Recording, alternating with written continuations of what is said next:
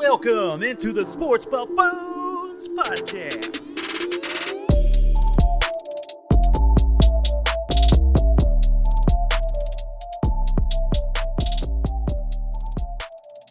Oh, let's get it going, ladies and gentlemen, boys and girls. This is Mike Settle here with the Sports Buffoons, running it solo over here in Overland Park itself. And today is a little special one for you here this morning on your Monday morning. We are now officially going to be talking about a little bit of the number one team in the AFC, the American Football Conference. The Kansas City Chiefs are now officially on the top end of the playoff spectrum going forward after the loss by the Pittsburgh Steelers to the Buffalo Bills of 26-15. And the Steelers, they started off 11-0, and now they've lost the last two games, and this might be the biggest 11-0 fraud I've ever seen in my life. Oh no! We suck again! We're now seeing it all come unfolding. We're now seeing the real teams for what they are. We know the Buffalo Bills are a great team, very well balanced, and very capable of putting up some damage when it comes time for the AFC side of the playoff things anyway. So that's a team the Chiefs have already defeated once this year, but we might see them again down the road and in the AFC Championship game if things fall into place the way it's looking right now. So we will see how things play out, but let's get back to the point, guys and girls. This game in particular by the Kansas City Chiefs was the ultimate game of surviving self-inflicted wounds. Basically, the Chiefs had 4 turnovers in this game against the Miami Dolphins, and with that said, it's like they went down. They were 0-10 at one point early on in the game. Patrick Mahomes had his worst quarter of his entire career.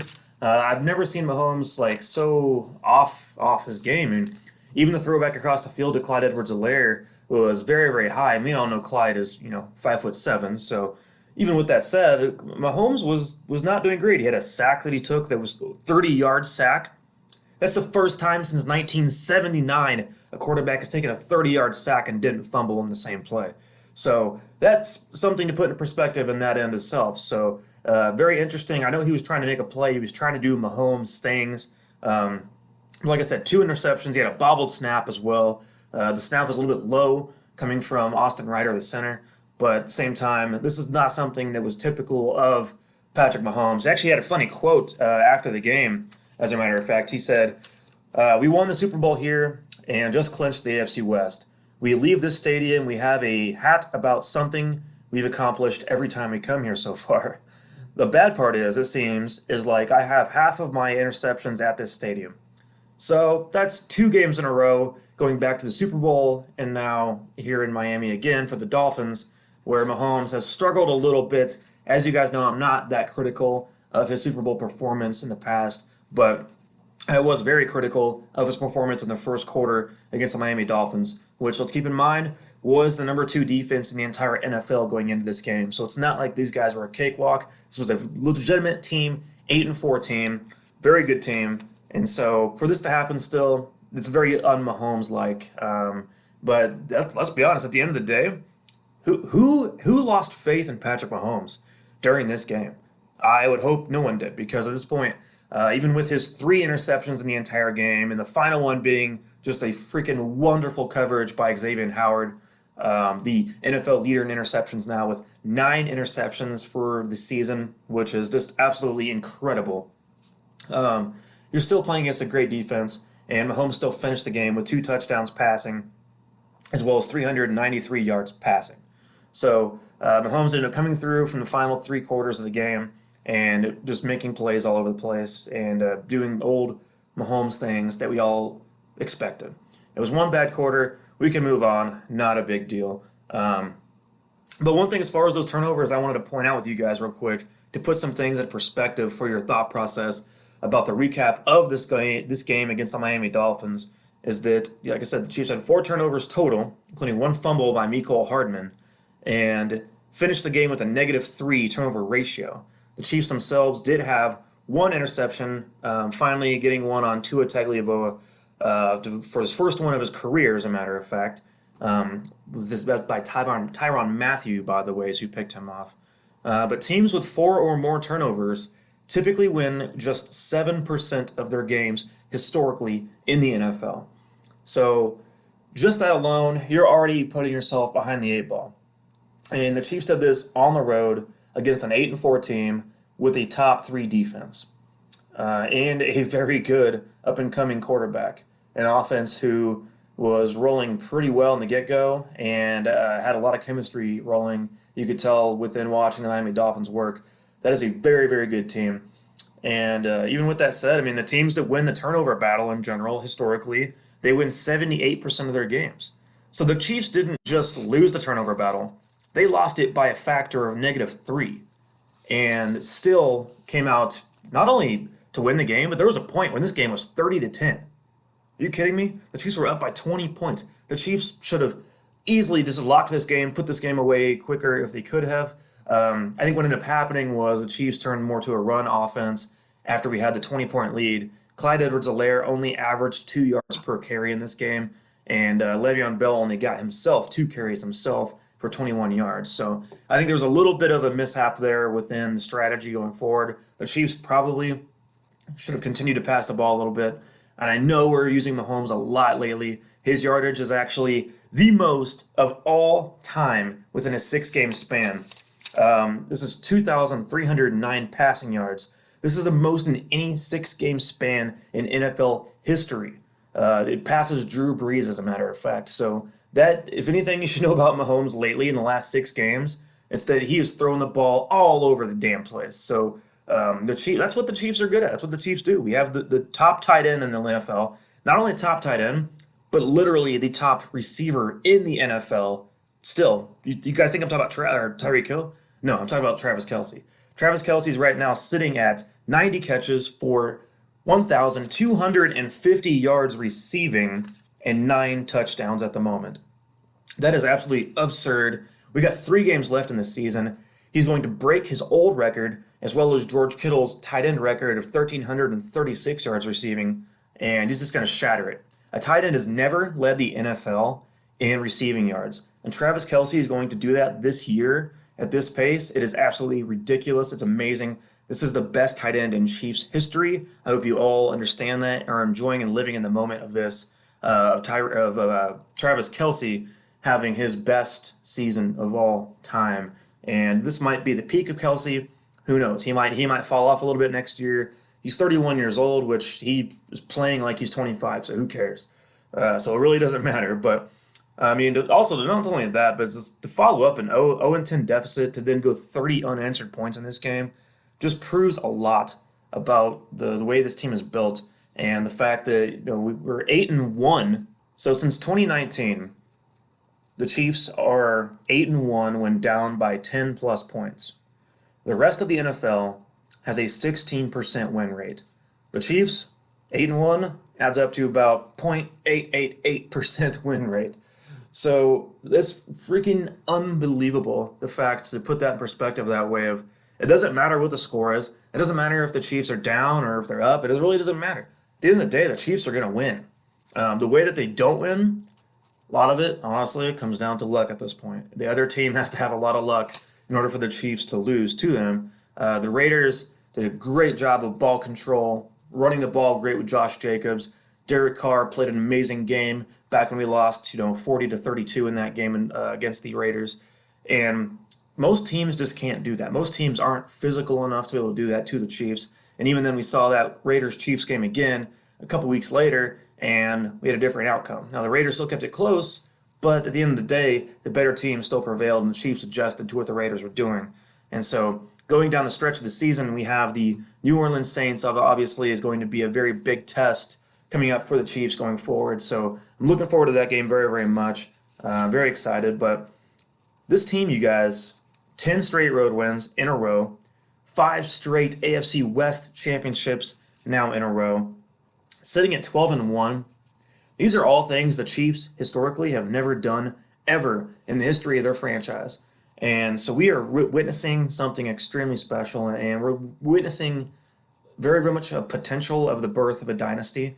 And it's a birth of a dynasty that was probably started a year too late, because I think if D Ford doesn't go off sides a couple years ago, then the Chiefs would have beat the Rams in the Super Bowl, and we'd be looking at 2 in a row, and then looking at now 3 in a row heading into the Super Bowl again this year. Now, obviously, I'm talking with a little bit of bias. This is my favorite team in the NFL. I've lived for this team. I love these guys, always have. I'm a huge, even before the Chiefs drafted Mahomes, I was a big Mahomes supporter. But with that said, it's like we're witnessing something extremely special, and I hope anyone out there who is a Chiefs fan listening can appreciate this for what it is, because this might not always be here. There's going to be a time period where Travis Kelce gets a little bit older, and it's not going to be quite the same, and we will not have another tight end to step in and be as productive as Travis Kelce is. There's going to be times when maybe Tyreek Hill, as he gets older, gets into his 30s, doesn't quite have that same burst to where he could just separate from defenders by 5 yards a clip within a matter of a second. That might not always be here. Sammy Watkins, who had really 2 very productive big receptions in this game against the Miami Dolphins, probably will not be here next year either. And so going for the future as far as for this team, we're always going to be successful due to the fact of Patrick Mahomes and what he can bring to the table. But we're in the golden age of Chiefs football, and I hope everyone out there understands that this is the birth of a dynasty. This is the birth of a Patriots-like dynasty. I hope we're all ready to be hated, because I'm going to love being hated. I'm going to love being called, all the haters they want to do because they're upset that their team's not as good as ours. You're going to walk around downtown with your Chiefs jersey on, and they're going to call you a fair-weather fan. They're going to call you a bandwagon fan. They're going to find some kind of way to try to pick at you a little bit after the Chiefs win 3 or 4 Super Bowls, because they're not going to believe you actually stuck around through the years of guys like Brody Croyle and Brady Quinn, and when Damon Heward was around, and before that even. I mean, obviously we had guys like Elvis Grbac. We stuck around through Tyler Thigpen, who, hey, let's just be honest, he wasn't so bad. I actually kind of enjoyed him a little bit. Tyler Palko, Matt Castle, of course, and just the entire chaos of things that went on within Chiefs Kingdom in the past, including one in particular that changed the entire fate of the organization, which was the Save Our Chiefs Club, of flying a banner over Arrowhead, begging for the organization to fire Scott Pioli. Save Our Chiefs, fire Scott Pioli. And that was something that if you guys were a part of those teams that went 2-14 multiple times, maybe 4-12 once, then you got to witness all this, and you get to appreciate it, and you get to embrace it and love it, and know that you are part of the entire history of watching this team develop. And especially if you've been around, like I said, for the last 20 to 30 years as a fan, then you can wear your jersey loud and proud. And when people want to give us crap 2-3 years from now, shrug your shoulders, say, too bad. Then put your sunglasses on and say, deal with it. There is actually a couple of guys I want to point out real quick, is that defensive end from Michigan, one of our rookies, Mike Dana, had 3 tackles for a loss, including one that really stood out to me big time was him controlling the outside edge and then making the play on the ball as well. That was just absolutely phenomenal, because he set the edge extremely well and then attacked on the ball carrier. And that was such a veteran style of move. And what's amazing about that is that the entire Chiefs rookie draft class is full of guys who play like veterans. It's very impressive. L'Jarius Sneed has played phenomenally throughout his time here so far. When he's not been injured, he missed a few games earlier on in the year, but came back and he's still picked up where he left off early on when the first couple weeks he'd been playing and starting actually for this defense. L'Jarius Sneed, coming into this game, before he played this game, actually had the best pass rating and coverage of all corners in the NFL at this moment. Now, the sample size was not quite up to par with the rest of them, but guys who'd thrown into his zone or in his coverage, he had the best passer rating allowed for his position in the NFL. And it's very impressive because he came back, was good. He had 7 tackles in this game, as well as a pass defense, and he just looks like a veteran. Like the way he plays, he's actually very physical in the way he plays as well. And some of these guys are mid-round, late-round picks, and that's what makes it even more special. Is like these guys were not taken early. Clyde Edwards-Helaire is a 1,000-yard running back. He's only the 3rd 1,000-yard rookie running back in Chiefs history. The other 2 were Kareem Hunt and Joe Delaney. And so to put him in names like that, as far as 1,000 yards total for the offense as a rookie running back, shows he's on the right path, especially with some of the guys we've had on this team. And he's already missed one game. We still have 3 games left on the season. And this offense is playing at a very efficient rate when they want to. And a lot of it comes down to the passing game. Mahomes finished up with 23 completions with 34 attempts on this game here. And I just think that there's no one out there that's going to be able to stop the Chiefs' offense, at least consistently. You might be able to stop us for a quarter, maybe stop the Chiefs for a half, but at some point you will be broken down. At some point, the Chiefs' defense also is going to back up their offense when the offense is struggling and make enough plays to keep them in the game.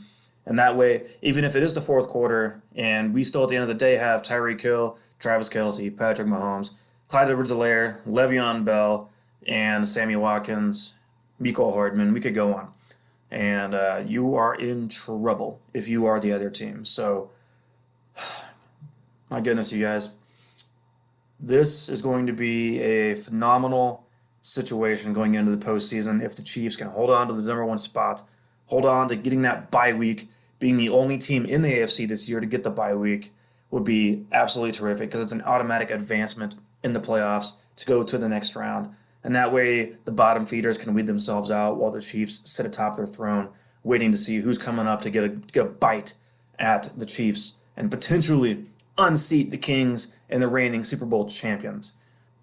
I do think there's a couple teams in the AFC that do worry me a little bit, and I do think the Titans are a little bit scary because of the way they have ball control with Derrick Henry, who just put up 215 yards rushing this past weekend. So that's a guy to watch out for going down the road or down the barrel of the playoff schedule as time rolls on here. We already faced the Titans last year in the playoffs and got a victory there, but even then, you never know with some of those teams. They could come out strong, and if they win a turnover battle, if a team like the Titans or the Bills wins a turnover battle and they end up +3 and the Chiefs are -3, like the Chiefs just were in this past game, then I think the Chiefs lose.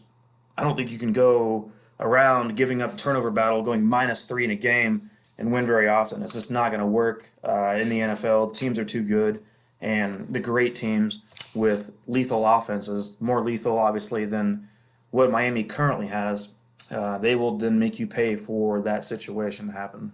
All right, you guys. Next week, the Chiefs play the New Orleans Saints, who just actually lost to the Philadelphia Eagles, and that'll be a very interesting game because the Saints bring a part of as well a very great opportunistic defense, and Taysom Hill, I believe, from what it sounds like, will still be the starting quarterback for the New Orleans Saints as Drew Brees continues to miss time with his injuries. So this will be very interesting to see how the Saints can prevail and make up for the lack of Drew Brees. And even though Taysom Hill has done a really good job, and they actually finally lost a game while missing Drew Brees. But of all teams, to the Philadelphia Eagles, that's a little surprising, and it shows you have some weaknesses and things you need to work on. So that'll still be a big game between two teams that are in the playoffs. So I'm looking forward to that very much. But with all that said, you guys, I just wanted to talk with you guys for a minute today. We will be back again. It'll be myself, Jason JG, and Tanner Dawson. We will get back on this horse, on this grind, back to rolling again this week. I can't say for sure that I know that Tanner's going to be joining us quite yet. And we eventually, at some point, want to have on our special guest as well. So, special guest that is within baseball relations. As we start to turn a little bit of the page going into baseball season, I figured it'd be a great time to speak with someone who has a lot of experience within the sport itself and has been around a lot of very well-known people. So with that said, you guys, give us a follow on Twitter. I appreciate you all very, very much for listening in and giving us some time. And hope you all are very excited as well for the Chiefs being now 12-1 on the season. And from there going forward, let's hope they can finish it off at, what is that? So we go 12, 13, 14, 15-1. And then after that, we get a bye week. Then we get 16, 7. All right, let's go for 18 wins to end up the season. Let's do that. That'd be absolutely wonderful. Let's hope that's how it pans out. But we still have time to tell. Things to experience. Christmas is getting close. Enjoy your families. All that good stuff. So, all right, you guys. I will see you all on the next one.